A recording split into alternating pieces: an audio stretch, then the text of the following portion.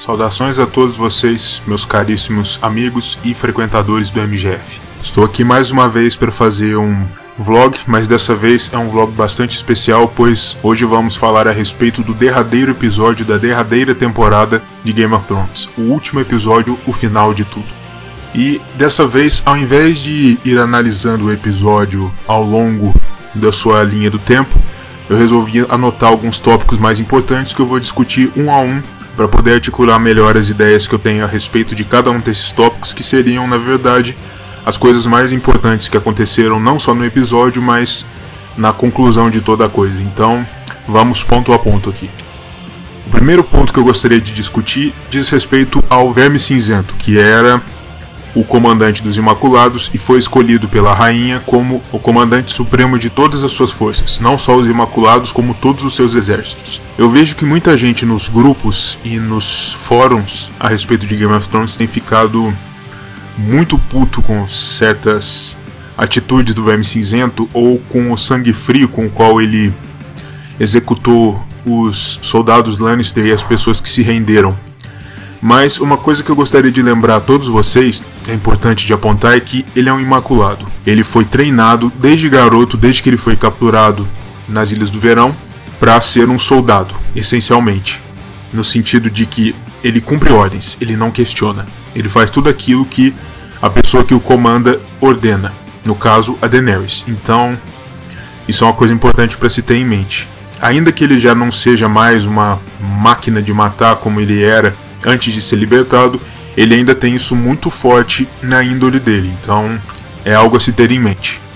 E ao mesmo tempo vale lembrar que ele foi forçado a ver a mulher que ele amava, a Missandei, que foi na verdade a única pessoa capaz de devolver a ele pelo menos um pouco da humanidade perdida desde que ele começou o seu treinamento, sendo morta na sua frente, sendo decapitada e jogada do topo de uma muralha. Então, além de ele ter toda essa questão do treinamento, de não questionar, também vale lembrar isso aí, porque as atitudes dele se tornam mais compreensíveis quando você tem isso em mente, pelo menos pra mim.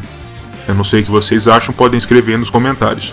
Eu pelo menos penso que as atitudes dele se justificam desse modo. O segundo ponto que quero discutir é a respeito da cena muito triste, muito comovente, do Tyrion caminhando por baixo da Fortaleza Vermelha, encontrando uma pilha de escombros e, no meio dessa pilha de escombros, dando de cara com a mão de ouro do seu irmão Jaime. Ou seja, o momento em que ele toma conhecimento da morte cruel, de certo modo, do seu irmão, que foi, desde o momento em que ele nasceu, a única pessoa dentro da sua família que já lhe demonstrou um mínimo de carinho, de empatia, de bondade. Única pessoa na sua família a quem ele amou verdadeiramente, porque o seu pai o desprezava, a sua irmã o desprezava, os seus tios oscilavam entre as brincadeiras amistosas ou a condescendência fria, mas nenhum deles chegou a ter uma relação muito calorosa com ele, e a mãe ele nem sequer chegou a conhecer, já que ela morreu durante o seu parto. Logo, o Jaime teve esse fardo desde sempre de ser o único parente que lhe demonstrou algum amor, algum afeto. Então, parando para pensar a esse respeito, essa cena que já é triste por si só fica ainda mais dura. Eu confesso que nessa hora eu senti de verdade, eu fiquei realmente muito triste vendo isso, e eu imagino que vocês também tenham sentido profundamente essa morte. Até porque o Jaime em si, o personagem, veio se redimindo ao longo da última temporada. Na verdade, ao longo das últimas temporadas, desde aquela criatura arrogante, prepotente, que não se importava com nada do começo da história até esse momento derradeiro. Então foi um momento bastante comovente, digamos assim. O terceiro ponto que eu anotei aqui, que eu inclusive acho que é bastante pertinente para um momento, inclusive um momento histórico que nós estamos vivendo agora no Brasil, no mundo real, que foi o momento do discurso da Daenerys perante as suas forças de Imaculados e os seus cavaleiros, seus senhores dos cavalos do Dothraki, que estavam todos enfileirados ou dispostos à sua frente. Ela estava discursando do topo de uma escadaria. Primeiro que eu achei um pouco esquisito, porque o número de Imaculados e de Dothraki de um episódio para o outro parece que vem oscilando. No episódio da Batalha de Winterfell, eles deram a entender que foram todos extintos, foram todos dizimados, Depois apareceram alguns Imaculados e alguns Dothraki, e agora de repente tinha todo um exército de Imaculados e toda uma horda Dothraki na frente dela. Ou seja, eu não sei o que aconteceu, se ela plantou esses caras, colheu de debaixo da terra, sei lá o que foi. Mas é fato que tinha uma força bastante grande à sua disposição nessa hora, o que eu achei um pouco esquisito. E o ponto que eu queria levantar aqui era, me pareceu essa parte do episódio, esse discurso da Daenerys me pareceu uma alegoria fascista bastante interessante, para falar a verdade. Porque você tem ali uma grande força militar, uma grande ênfase na doutrina militar, na força, na questão da vingança, de varrer os inimigos do campo, de quebrar a roda, de conquistar o mundo. E perante tudo isso você tem uma líder forte, você tem uma figura pessoal que evoca um sentimento quase messiânico e ao mesmo tempo evoca uma ideia de poder, força e de quebra do establishment, de rompimento das convenções. No caso seria ela discursando à frente do seu exército dizendo: nós vamos partir para conquistar o mundo inteiro e para colocar as coisas nos eixos, digamos assim, pelo menos de acordo com aquilo que ela considera o mundo nos eixos. Então, eu não sei o que vocês acharam a respeito disso, especialmente vocês que são estudantes de história ou historiadores que se debruçam mais sobre esse assunto, mas para mim isso pareceu uma bela de uma alegoria fascista, e eu achei muito interessante. Eu achei uma coisa até anacrônica dentro desse universo de fantasia, mas essa é só uma observação minha. Não chegou a ser algo que tenha qualquer relevância para o enredo do episódio, é só uma observação mesmo. Depois nós tivemos uma discussão bastante interessante entre o agora prisioneiro Tyrion e o Jon, em que eles falam a respeito da mudança brusca de índole da personagem, da rainha, em que o Jon ainda está tentando defender as atitudes dela e o Tyrion está avisando: isso vai dar merda, isso vai ficar mal. Ela já está muito além daquilo que a gente pensava que ela fosse, ela está se tornando efetivamente uma grande ameaça ao mundo inteiro. E ela parece ter uma intenção muito clara de conquistar o mundo todo e moldar todos os povos do mundo à sua própria noção pessoal daquilo que é certo. Isso de uma forma bastante maquiavélica, ela não vai medir esforços, ela vai passar por cima do que quer que seja para atingir a sua visão idealizada do que seria um mundo correto. E aí o Tyrion avisa ele, diz: cara, agora a hora é essa, já não tem mais o que fazer, a única alternativa é cortar o mal pela raiz. É eliminar a ameaça antes que ela tenha a chance de se projetar por sobre o mundo inteiro. Os dois discutem durante algum tempo e o Jon mesmo, tentando ainda defender a sua amada e a sua parente, acaba chegando à conclusão de que realmente eles não têm outra opção. E aí isso se desenvolve para o ponto crucial do episódio: a morte da Rainha Dragão. Algo que todo mundo na verdade já esperava que fosse acontecer. A questão era agora quem iria ser a pessoa a desferir o golpe fatal sobre ela. Tinha gente apostando na Arya, depois daquela visão que ela teve da cidade em chamas, das pessoas morrendo. Tinha gente que apostava no próprio Jon e tinha gente que apostava no Tyrion. A gente só não sabia qual dos três iria desferir o golpe fatal, mas estava bem claro que ela ia acabar sendo morta. E no final ela acabou sendo morta pelo próprio Jon, mas de uma forma bastante anticlimática para mim, porque eles simplesmente se beijaram e daí do nada cravou a faca, cravou a espada e papum, tá morta. Ficou me parecendo muito com a destruição do Rei da Noite. Achei uma coisa tão anticlimática, tão súbita quanto aquilo. E eu confesso que eu não achei legal não. Eu achei uma parte muito simplória, muito rápida, muito súbita para um evento que deveria ser um dos definidores de toda a história. Eu achei bem fraco na verdade. E aí fica difícil defender esse último episódio, essa 8ª temporada de maneira geral, porque eles incorrem no mesmo erro de novo. Mais uma vez, eles mostram uma cena que deveria ser uma das mais impactantes e mais importantes para todo o enredo de uma maneira anticlimática, rápida e sem graça. Aí fica difícil, cara. Aí fica difícil defender os roteiristas, fica difícil defender os diretores, os produtores, porque foi fraco. De verdade. Pelo menos foi assim que eu enxerguei a coisa, foi um final fraco para a personagem. Aí nós tivemos o Drogon fazendo duas coisas que dão a entender que os dragões no universo do Martin são mais inteligentes do que parecia a princípio.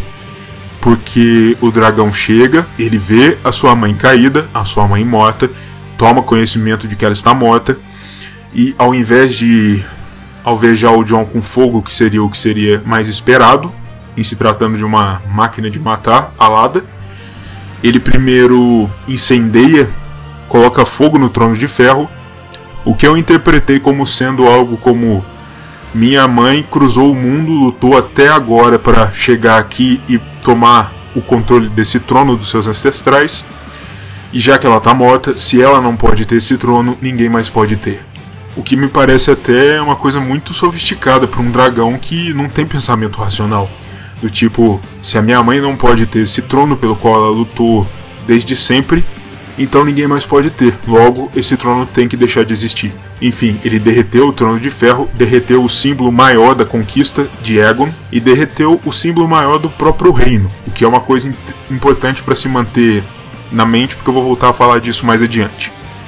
E depois ele simplesmente agarra o cadáver da sua mãe caída na sua pata traseira e os dois saem voando em direção a sabe-se lá onde.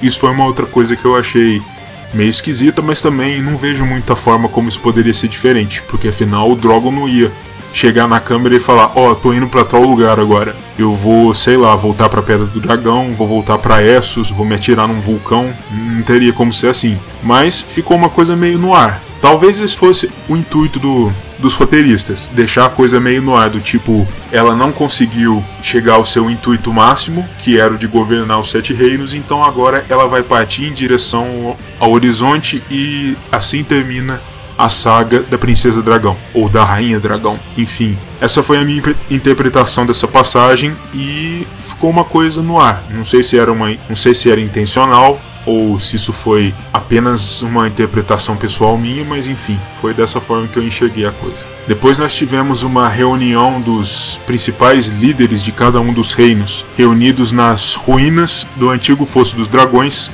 completamente destruído já. E uma coisa que eu achei interessante é, no momento da morte da Daenerys, a cidade estava sob uma nevasca severa, e depois, pode ser que tenha se passado algum tempo, o encontro no Fosso dos Dragões estava um solzão a pino. Então eu não sei também se isso foi intencional ou foi para mostrar que algum tempo havia se passado desde aquela morte, mas enfim, isso é só um detalhe. Com a morte da Daenerys, eles tiveram que decidir quem é que iria governar, como esse reino iria ser governado e como é que cada um dos reinos iria se comprometer com essa nova ordem política, porque, vale lembrar agora, o próprio Trono de Ferro foi destruído, ou seja, o grande símbolo do reino que foi forjado, literalmente forjado com fogo de dragão, já não existe mais. Ou seja, a própria ideia do reino já não faz mais sentido, já deixou de existir, porque a coesão desse reino forjado por Aegon estava representada até de maneira meio física no Trono de Ferro, já que ele foi um artefato construído com as espadas dos inimigos do Conquistador fundidas, como um símbolo de: os meus inimigos já não têm armas, os meus inimigos já não têm como resistir à minha autoridade, e a minha autoridade está representada por essas espadas, pela força dos meus inimigos, fundida em um trono sobre o qual eu me sento, sobre o qual eu governo. Ou seja, o Trono de Ferro é a representação do reino. Se o Trono de Ferro já não existe mais, por que é que os 7 reinos unificados deviam existir? E a conclusão desses senhores que foram reunidos ali, inclusive nós tivemos o bastardo Gendry agora como senhor de Ponta Tempestade, representante das Terras da Tempestade, o jovem Robin Arryn, um pouco crescido, como representante do Vale, Sor Bronn da Água Negra, que havia conquistado a posse da Campina em um acordo com os irmãos Lannister, isso lá em Winterfell ainda, quando ele chegou para assassiná-los, e tivemos também a Sansa como representante do norte, a Asha como representante das Ilhas de Ferro, enfim. Ficou acordado que o novo rei seria Brandon Stark, ou o Corvo de Três Olhos, o que por um lado faz sentido, porque de fato ele é a representação viva da memória dos reinos, ele é, digamos, a pessoa, entre aspas, mais sábia, mais sapiente entre todos eles, e ao mesmo tempo isso não faz sentido nenhum, porque toda essa briga entre aqueles personagens, entre a Cersei,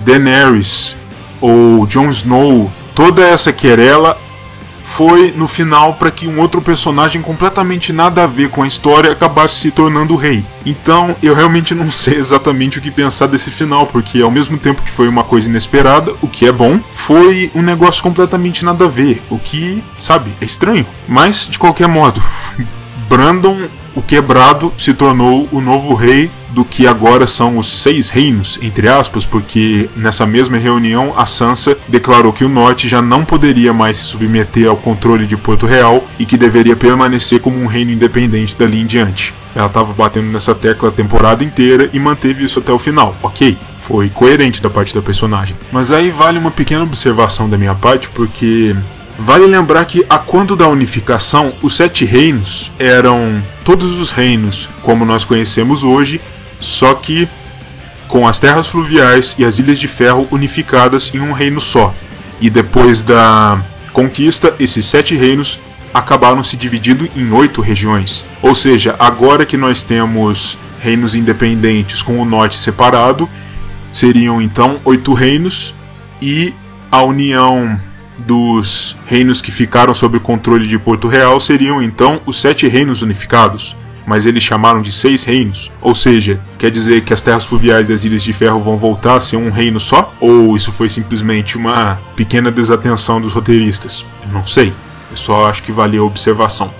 De todo modo, também ficou acordado nessa reunião entre os senhores desses reinos que os reinos dali em diante não funcionariam mais como uma monarquia hereditária, como havia sido desde a conquista, desde a unificação, mas sim no que me pareceu uma ideia de monarquia eletiva, na qual, após a morte ou a destituição de cada monarca futuro, os senhores iriam se reunir em uma forma de assembleia, como representantes dos povos dos reinos que eles governam, para eleger o próximo monarca, o que seria uma coisa meio híbrida entre uma monarquia absolutista e uma espécie de democracia. Se bem que a ideia de uma democracia plena, dada pelo Samuel, foi completamente rejeitada, e isso aí vale também a observação de que isso aí tem a ver com a história como é dita nos livros, já que os Lordes dos 7 Reinos consideram a ideia de uma democracia pura uma coisa bárbara, já que os selvagens pensam dessa forma, os clãs das Montanhas da Lua pensam dessa forma, em que eles sempre se reúnem e discutem sobre os seus rumos políticos, cada um tem uma voz, então a nossa ideia democrática, que é tão prezada no nosso mundo real, para eles é considerada uma coisa bárbara, mas enfim. Ficou acordado que seria assim dali em diante. O norte se manteve como um reino independente, o que eu acho que faz sentido, porque, como eu disse, o Trono de Ferro não existe mais. A ideia de um reino engessado, mantido junto à força, já não existe mais. Não tem mais razão de ser.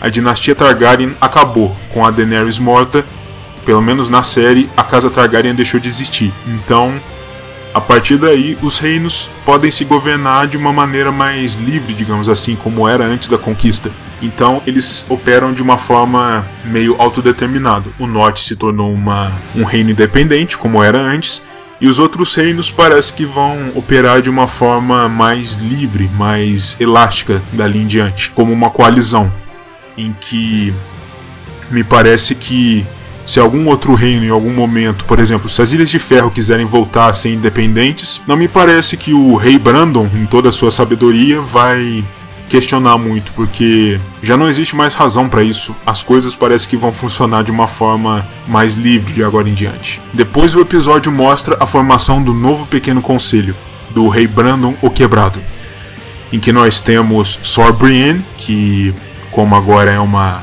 cavaleira ordenada, pôde ser colocada como a senhora comandante de uma nova guarda real, que ainda ficou para ser estabelecida. Nós temos Samuel Tarly já como um mestre ordenado, embora eu não tenha visto uma corrente no pescoço dele, mas tudo bem, só outro detalhe.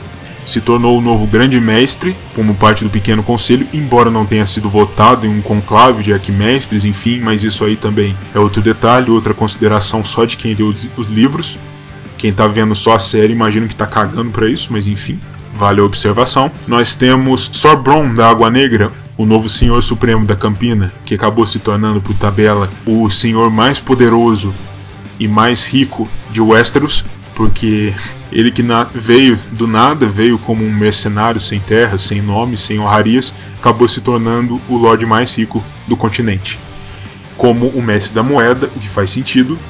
Nós temos Sir Davos Seaworth, que é um marinheiro e um contrabandista experiente como novo mestre dos navios, e só ficaram por ser preenchidos os cargos de mestre dos sussurros, mestre das leis e mestre da guerra, o que eles vão preencher eventualmente. Isso aí a série dá a entender que vai ser o prosseguimento da história, tal como vai ser para além da série, para além daquilo que é mostrado na série. E tivemos o Tyrion mais uma vez como a mão do rei. A contragosto, ele não queria voltar a ocupar esse cargo, mas enfim, ele é o personagem mais adequado para preencher essa vaga, então é isso aí, é o seu destino, fazer o quê? Embora eu achasse que ele devia mais era voltar para o ocidente, se tornar o Senhor do Rochedo, porque afinal ele teria o direito de governar as terras mais ricas do ponto de vista financeiro dos Sete Reinos, mas enfim, parece que esse não é o seu destino, ele vai servir mesmo na corte e vai continuar como mão. E por fim, nós tivemos a conclusão de alguns dos personagens. Nós tivemos o Jon,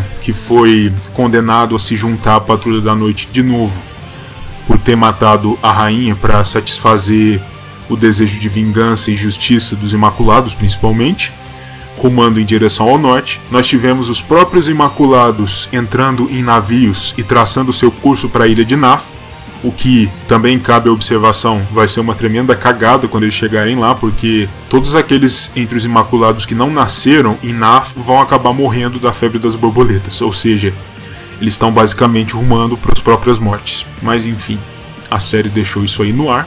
Isso é só mais uma observação dos livros. Tivemos a Sansa aclamada, como já tinha dito antes, como a Rainha do Norte, de um norte independente, um novo reino independente. E tivemos a Arya embarcando em um navio, inclusive um navio com a carranca em forma de lobo gigante, e navegando em direção ao Poente, em direção ainda mais a oeste através do Mar do Poente. O que eu acho bastante fortuito, porque esse é exatamente o tema do próximo vídeo do canal, o que existe para além do Mar do Poente. E também acho um pouco estranho, porque até onde se sabe, não existe nada para além do Mar do Poente, embora eu vá tratar muito mais a respeito disso no vídeo em si, mas me parece, em primeiro momento, que ela vai navegar em direção à própria morte, porque ninguém que fez esse caminho antes jamais retornou, ou seja, é um final de fato para a personagem, ela vai em direção ao que provavelmente vai ser a sua morte, mas ok, é um desfecho. E por fim tivemos o Jon rumando para a Patrulha da Noite, se encontrando ali com Tormund, e depois rumando para além da muralha e seguindo para o que eu também não entendi o que seria. Será que o Jon vai se tornar um rei para lá da muralha? Vai se unir aos selvagens? Vai eventualmente talvez até atacar a muralha? Quem sabe? Também é um desfecho. É um ponto final. Aí fica no ar. Aí fica aberto à interpretação de cada um. Mas é isso que a série mostra. O episódio inclusive termina com ele cavalgando cada vez mais e mais para além da muralha. Ou seja, que cada um faça sua aposta, porque não dá para saber o que vai acontecer. Só que ele tá indo em direção aos selvagens, provavelmente vai se tornar um deles. Ele, pelo visto, se recusou a cumprir sua sentença na patrulha, provavelmente por achar que aquilo que ele fez, apesar de ser um crime grave, foi um regicídio, já que quando ele matou a Daenerys ela já tinha se tornado rainha de fato, mas ele não considerava uma coisa errada, por causa daquilo que ela havia se tornado e que ela podia se tornar mais adiante. Mas enfim, essas foram as minhas observações a respeito dessa última temporada e do último episódio principalmente. Com relação à série como um todo, eu achei primeiro um ótimo entretenimento, e ela foi muito legal enquanto ela acompanhou o enredo dos livros.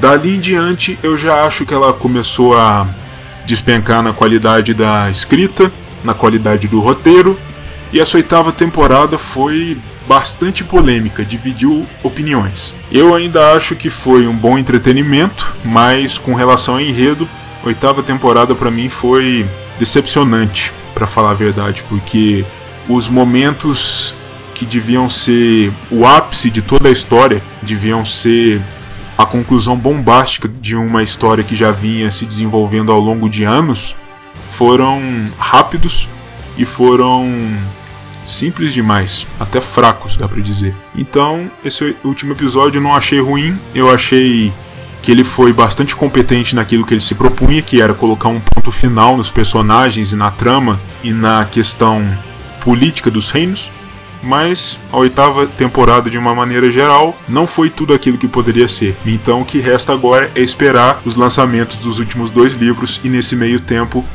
eu espero que todos vocês continuem firmes aqui comigo no MGF para que a gente continue explorando esse universo que vai muito além daquilo que foi mostrado pela série e vai muito além até mesmo daquilo que é retratado nos livros das crônicas. Por isso existe a literatura complementar e acredito eu que ainda vai existir mais a se mostrar. Outros livros complementares virão, esse universo vai ser expandido ainda mais.